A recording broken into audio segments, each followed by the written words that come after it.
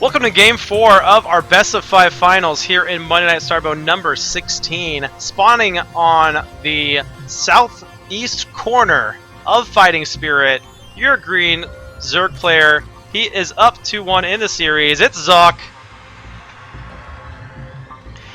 And in the northwest corner, from Team Kellis, playing the Pink Terran, it's Kellis. Man, I want a team named after me. And by team, I mean I could just do that whenever I wanted to. So, but it's still, you know, still pretty cool. I should do that. Why not? It could be Vec. Oh, actually, that's pretty cool. That actually fits with the lore of where my name's from. So I think I need to do that now. All right, cool. We'll see if Kellis has anything super creative here for us in this game. Kellis keeping us entertained. I can't say it enough. Just, he does not play normal, and I love it. So Zawk going to go ahead and start scouting out there. He's going to find Kellis on his second scout. His players are in a cross position. So, not a good position for Kellis to go mech or anything like that, because it's quite a walk to take your slow, lumbering mech army all the way across. Of course, vultures are mech, and they're extremely, extremely, extremely fast. So, might actually work out if he's going to go for like a heavy vulture play. Command center first out of Kellis, actually. So going to go for this super greedy, which should be fine because, you know, Zawk generally always goes hatch first. And here comes the Varric, so going to be extremely safe. Nothing to worry about here. Drone could probably try to bother this SCV building. You know, always worth it generally to go ahead and do that. So let's see if he gets in there and decides to be annoying. Alright, nothing there to pick at.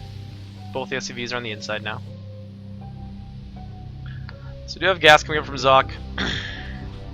Not a whole lot to talk about here, but nothing really to talk about except for Kellis' awesome plays. It hasn't always worked out for him, you know, going for that fast tech like he usually has been doing. But the proxy firebat was extremely cool. Kellis lamenting how this drone is picking away with his little drone claws at his buildings. That we'll get it right in on there on the action. Alright, SCV's out. Could go for a scout, maybe? Maybe go for a little scout? Maybe. No? No? Just gonna fight him. Oh, drone, you can get in there! Oh, no, you can't. Never mind. Alright. Oh, whoa, we got a really fast layer here from Zawk. So, Zawk gonna go for what's probably gonna be extremely fast mute is what I'm gonna guess, which I have been hoping to see him go for a while because Kellis generally has not been prepared for mutas in the slightest. So this could definitely finish off the series here. Also, knowing that his opponent is going for a very fast expansion, he wants to get, you know, kind of aggressive here. So a few more drones here. We don't see. Okay, here comes another extractor. So he's going to start getting a little bit more gas. It does tell me it's likely going to be those Mutalisks. We don't see a Hydros Den. We would have seen one by now if he was going for a Lurker Rush. So it is going to be a 2-base layer Mutalisk play, which could do extremely well. Now Kellis, if he does manage to get a scout off and see this, could do very well. Now where is he actually building? Okay, that of course the layer's not done yet, so it'll be interesting to see where he goes to build that spire. He tries to hide it at all. Going to put it on the very outside edge, so very smart. Kellis is going to have to scan perfectly if he wants to see that spire coming up. Now we do see a factory on the way. So once again, Kellis not going to be going for a lot of Marines. There's not going to be a lot of Marines in the field. So he won't have that option for defending and keeping the mutas away. And if Kellis plays like he has been, he's really just not going to have anything when these mutas get here, because these mutas are going to get here long before Vikings are ready. There might be one Viking on the field if he sees it coming, but he'll probably be getting a Banshee. So this could very well just end it here. Zawk learning exactly how Kellis plays. I know, hey, you know what? All this fast tech you've been doing, you haven't had anything that's going to be ready. Ooh, we do actually see an engineering wing come down. So maybe Kellis is watching the stream. No, I'm just kidding. I'm just kidding. Did he see anything? No, he has not scanned. He has not scouted. He's decided, you know what? I'm going to go ahead and be safe. I'm going to get an engineering bay. But he is going to have to build more than one missile turret in his mineral lines. Last time he was trying to defend against Mutalisks, he did only build one missile turret. Generally, not going to be enough. That might be okay in SC2 if you can pull a fast repair. Oh, does see those mutas coming there. Scanned and immediately saw those mutas, and now Zawk is going to go ahead and throw down a Hydralisk then. And we need to see some turrets coming up ASAP. We have one Goliath coming out. Okay, there's one turret going in the main mineral line. Kellis has enough money. He could throw down more. I really need to like build like a few like down around here, this area. So these mutas are going to pick this off immediately though. And the SCV is not going to be able to get that up. Going to take down that turret. They're going to run away to try to get to this turret. A few Marines and one Goliath here, but the Goliath's going to go down very quickly. This Marine's going to get killed from that splash. A few more Marines here though might be able to take down a muta. As far as mutas, there has been one mutas that's been lost. Okay, and he's going to go ahead and get out of there. One muta down for one Goliath, 3 Marines, and an SCV. Was that only 2 SCVs? So the mutas actually have not gotten a whole lot of damage done yet, but they continue to be annoying, continue to deny mining, continue to kill more SCVs. Big bunch of SCVs here. Ooh, Zawk could have gotten that. A nice little split, actually. I don't know if that was intentional or not, but okay. Now that's a lot of anti-air there. So Kellis has gotten some Goliaths, has some Marines, no medics yet. Zawk might want to be careful there. It's not a whole lot of mutalisks here, but should be enough to take this down. Doing a little bit of that muta micro. Gotta avoid that bunker though. Don't want to stand above that. Continue to deny this missile turret. Another Goliath comes out, but one Goliath by itself. Okay, does pick off the weakened mutalist. So that was a nice little tiger firing there from Kellis. Is able to. Okay, not taking down the weak one this time though. So donating another Goliath here. Only this one turret here. Now, what has Zawk been doing behind this? He has expanded, and he's getting a few more mutas. He's getting some upgrades. Total number of mutas on the field. He does have 12. Not all of them are at the base yet. Kellis GG's. Zawk is our winner, champion, taking it 3-1 in the finals of Monday Night Starbow number 16. Congratulations to Zawk. Really nice play out of him. Very, very cool. So, cool to see Zawk playing some Starbow again. We've missed him here in the last few months. He hasn't really been too active, but great to see him here in Monday Night Starbow number 16. Replay saved. So congratulations to Zawk. We'll see if he wants to do a little bit of an interview here in a little bit. But before we get to the interview, I want to make sure to remind you guys to sign up for Monday Night Starbow number 17. 1 week from tonight at 7 p.m. Eastern Time, 4 p.m. Pacific. It's like 1 a.m. Central European. We will have Monday Night Starbow number 17. It is another $25 open. You'll see, I believe that some pretty good players are signed up. I believe TRB is going to be playing in that. I believe Arthur, formerly of Team Slayers, is going to be playing in that. He played in our last Monday Night Starbow Money Open, so very cool. But please go ahead, sign up, see if you can take some games. You know, Arthur doesn't play a whole lot of Starbow, so maybe you can take him out if you feel like you're a pretty experienced player.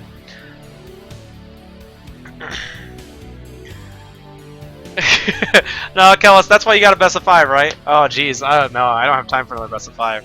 So, all right, we're gonna go ahead and interview Zawk right now. Turn the music down. I don't know if that's necessary or not.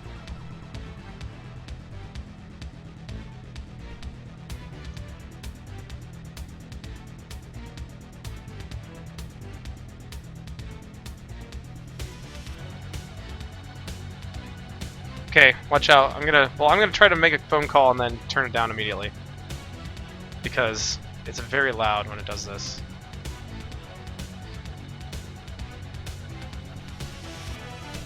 Oh, where'd it go? Oh, shoot.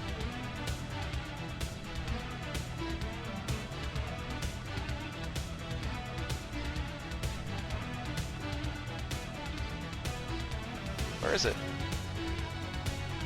Oh, it's actually not making noise at me. That's nice.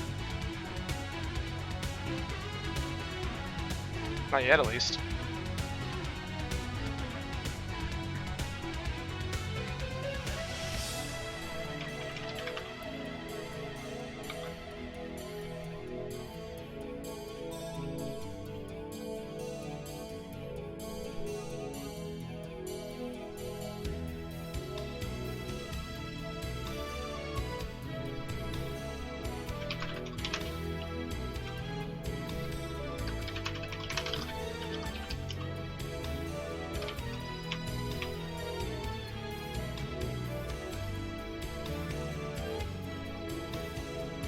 Oh wow, look at that.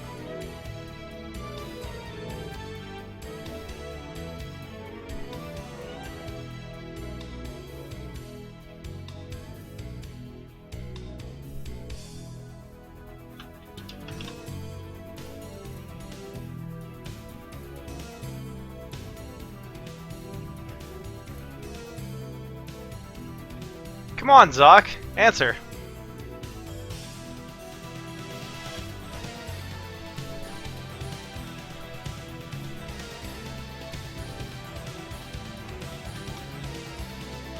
Oh, he's trying to call me?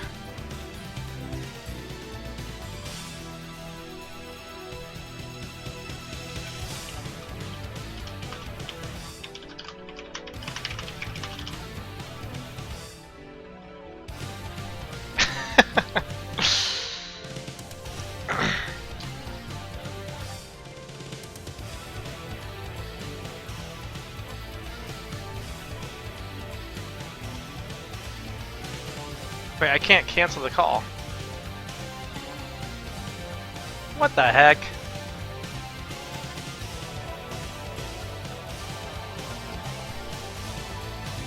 Oh, Skype, you're awesome.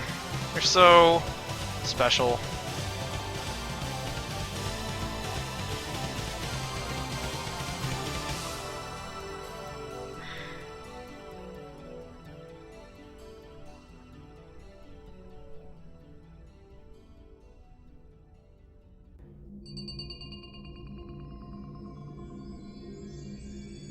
Oh, okay.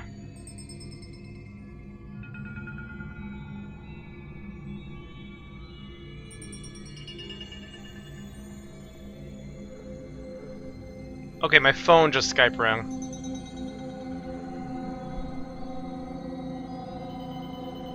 Okay, I'm gonna restart Skype. It's being awesome.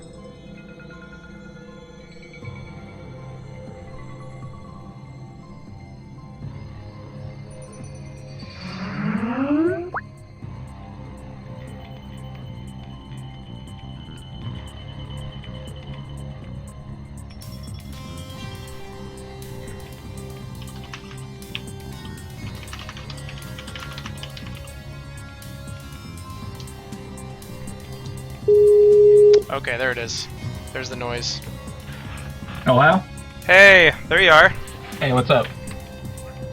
Alright, well, congratulations on winning Monday Night Starboat number 16. Yeah, not bad for a late show. Yeah. Well, glad we got you in there. Oh, there's a Skype advertisement. Okay, do you have a camera or not? Not a working one, no. Okay. Never mind then. Well, right now we got an ad, so there you go. Your picture is of Skype. Being cool. Oh, cool. Alright, cool. Well,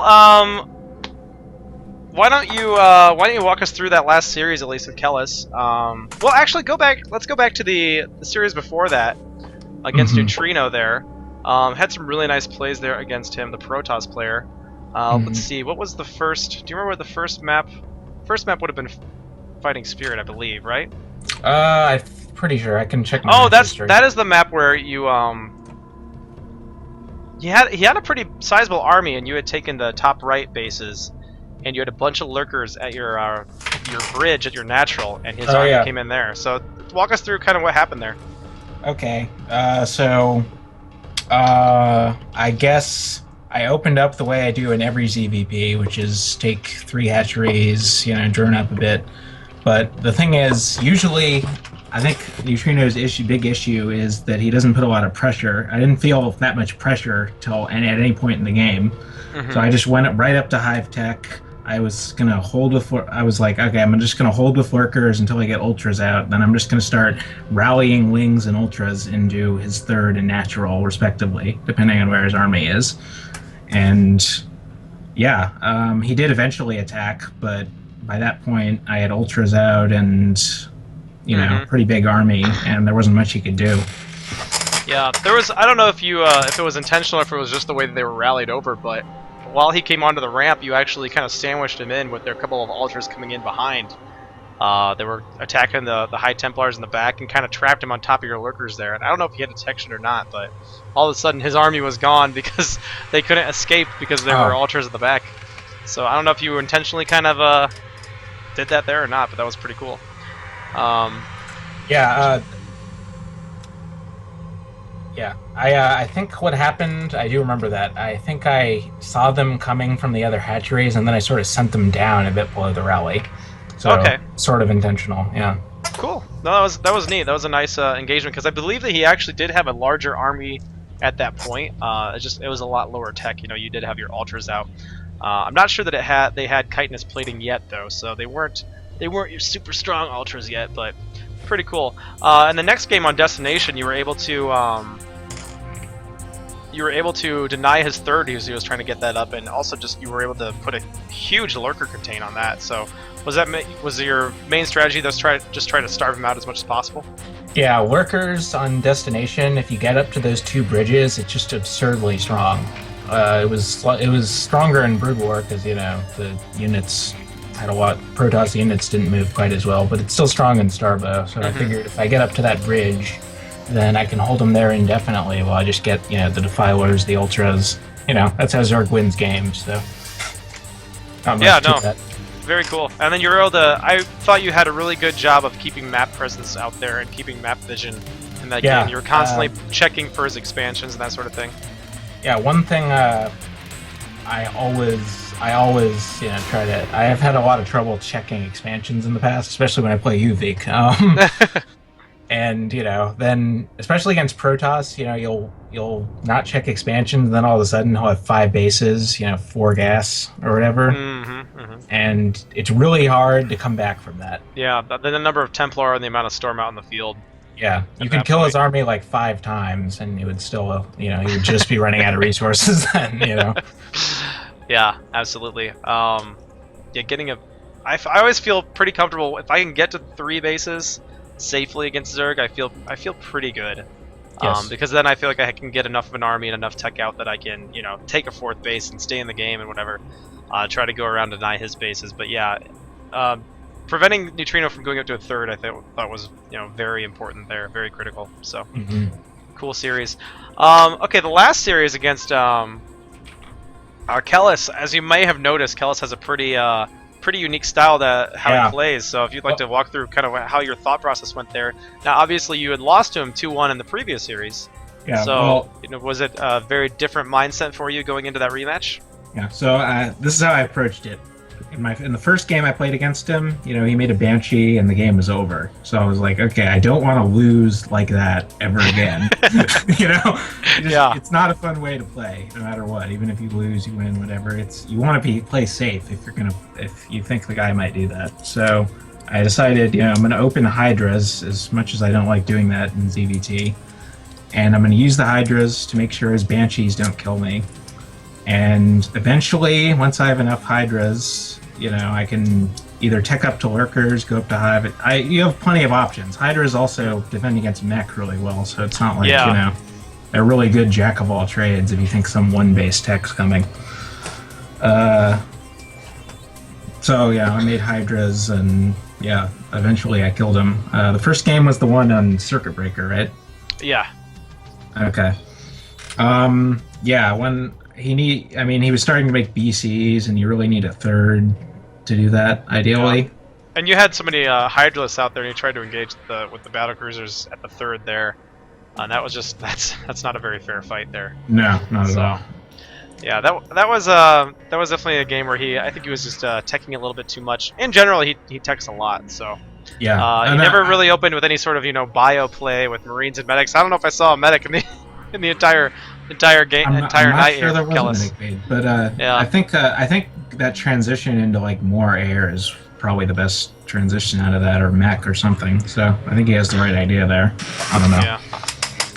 Yeah, and while Hydras are good against mech, if you get enough siege tanks, so the splash damage can do enough damage to them to take them down pretty well. If you get enough tanks out. Siege tanks definitely destroy Hydras. I thought once they get to a good number. I was surprised. I killed like 3 tanks on the low ground in the natural there, And I thought he'd have at least one on the high ground. I think that was his mistake. He might have actually held me off if he had had a tank on the in his main, because I wouldn't have been able. He could have just lifted his depots and Yeah, Kellis in the chat. No medics made here. Forget those medics. The second game was on Destination, and that was a fun one to observe because Kellis did go for that rarely seen gravitic lifters, or I'm not sure exactly what they're called, but the siege tank pickup upgrade. That was pretty cool, going for a lot of drops there. So what was that like to defend against? It was like, good lord, just shoot me now. I hate dealing with those builds. I hated dealing with StarCraft 2. I hated dealing with them in Brood War. But they are fun to play against. Just because there's a lot happening. Mm-hmm. I don't know. I still don't know exactly how I won that game. I think it was just I made mutas and you basically made mutas and he didn't quite have enough anti-air out yet. Almost able to take down your mutas though. If you had another Viking and then in that last battle you were able to split your mutas enough, and fortunately you split the one that was being targeted first. Got him out of the group. Very lucky. Yeah, that was pretty cool because there was like one more Viking volley could have taken out all those mutalisks there because they were pretty low on health. Yeah. Yeah, I think also if he had turreted up a bit, he might have been able to hold that off. And that's some advice I actually have for Kellis. He's still in the chat here, but generally against mutalisks, you're gonna need more turrets. I think you were only trying to get away with maybe building one in each mineral line, and you really do need a few more. Yeah, in StarCraft 2, you can get away with one, I think. I don't know exactly why it's so different. I guess turrets are a lot worse, but I think they have less. They do less damage. I know that, and I think they have less health. Well, and mutalisks being able to stack up in micro like that makes it makes the mutalisks a lot more effective as well. So yeah, I'm not sure exactly how the damage works out. I think that they do because of the explosive damage. They really don't do as well against mutalisks. Yeah. So. But yeah, I mean, I think if the mutas hadn't worked, I was fucked there. So. Thank God. Yeah, I think I don't know. It felt like it was reasonably even, but yeah, I think he had built a nice little supply lead. I think he had a substantial worker lead on you at that point. So. Yeah. Yeah, those mutas were able to save the game there. And then the third game actually had the proxy Tech Lab barracks with not only fire bats but mercs as well. So what was going through your head during that one? Okay, so I get into my drone gets into the base. I'm like, where the hell is his barracks? And instead of my head doing the normal thing, be like, oh, of course he's building a barracks in that giant main you have. I just started looking for it with the drone, and I guess I didn't ever put two and two together, so I decided, okay, my only chance is if I kill all this stuff with Zerglings. So I did that, but yeah, no, I think it was good trying to go for that at one point. But then you almost were able to take down the rest of the fire bats and the mercs, but there was one last fire bat blast that got off and killed the rest of your lings, and that was it. So you're almost able to save it at the end. Unfortunately, Terran buildings fly. Just completely OP. Yeah, so annoying. Cool. So I think that proxy bat build is like extremely strong. Yeah, I believe they do. In Brood War, they required an academy and they had worse stats. So I think that's a big difference. Not saying it's imbalanced. I just think that it should be scoutable. Yeah, I believe that they have added the tech lab requirement back on.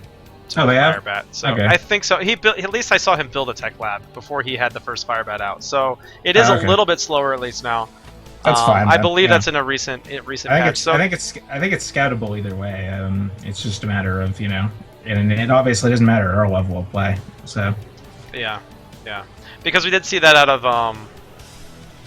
Nato in one of the tournaments a couple weeks ago, where he went for proxy Firebat and didn't even need a tech lab, and I was like, what? That's out so early. That's crazy.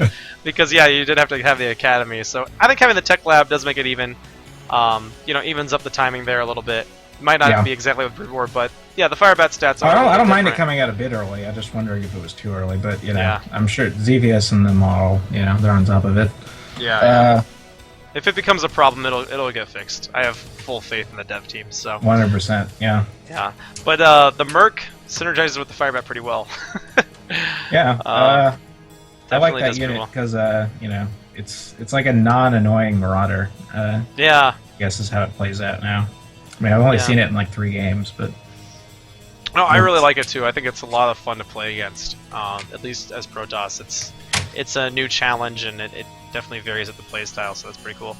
All right, finally we had the last game. Able to once again go for the mutas. Now that build you were going for, I'd kind of been hoping that it was coming, where you're going to go for like the very fast 2-base muta rush, because it kind of Kellis was not ready for a 2-base muta rush in any of the games. So eventually you did go for that. Was that your thought process? That you're like, you know what, I bet he's going Starport again. Actually,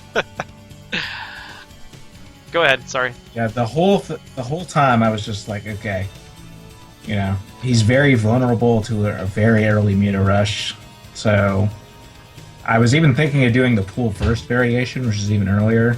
But you know, I decided to stick with it, and yeah, there's not much to that. If you catch them off guard, you just kind of win when the mutas get there. I mean, even if he had held his main somehow, the game was pretty much over. I mean, I was taking a third. I was getting a little sloppy. I don't think I was making any drones, but yeah, I think you had made quite a few more mutas actually. Yeah, I was kind of Most tired. of your larvae So are going I was to just like, muta. I just want this game to be over. Yeah, I find that's an issue with my play too. Is if I get into a pretty ahead situation, I get kind of lazy like that too. So it's hard to really stay on top of things as much as you might need to. But at a lower level, generally you don't have to be perfect once you're ahead. So. Exactly. Yeah. Well, really cool play. Some nice games there. I want to thank everybody who participated, as well as everybody who was watching tonight. I want to thank Zawk for doing the interview with me. Zawk, anything else you have to say tonight? I'd like to thank America. Without our country, this would not be possible. America! Yeah, what would you do without us, Europe? You wouldn't have Monday Night Starvo. Exactly. And yeah, I hope everyone who watched tonight watches Eurobo. Yes. January 30th, I believe. Yes, January 30th, this Friday at 8 p.m. Central European Time. There is Eurobo number 4.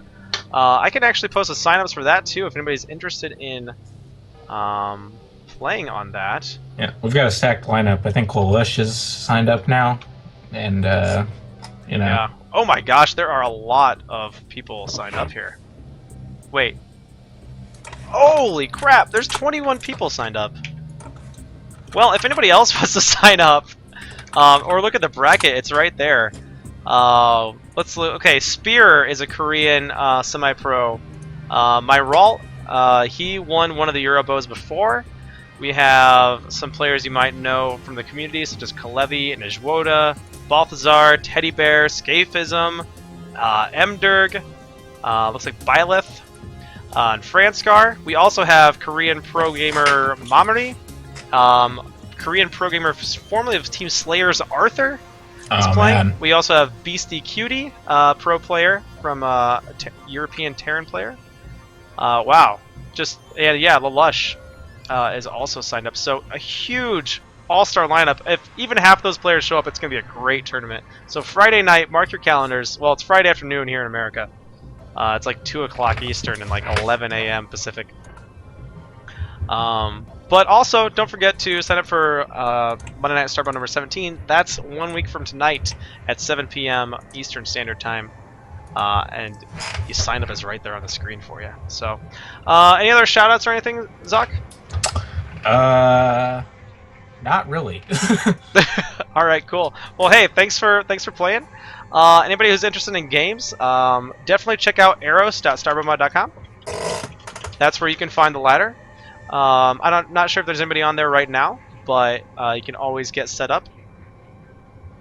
No, Arthur is Arthur. Slayer's Arthur. Here, I can actually, if you're interested, I'll post some more stuff in the chat there. But that'll do it for tonight. It's almost 11:30. My wife will be home in about 20-25 minutes, so I'm done. But yeah, thanks everybody for watching. Keep an eye out for more Monday Night Starbow information.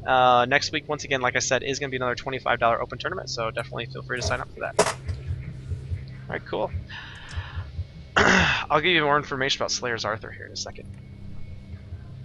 Okay, good night, everybody. It was fun. Have At a all. good one.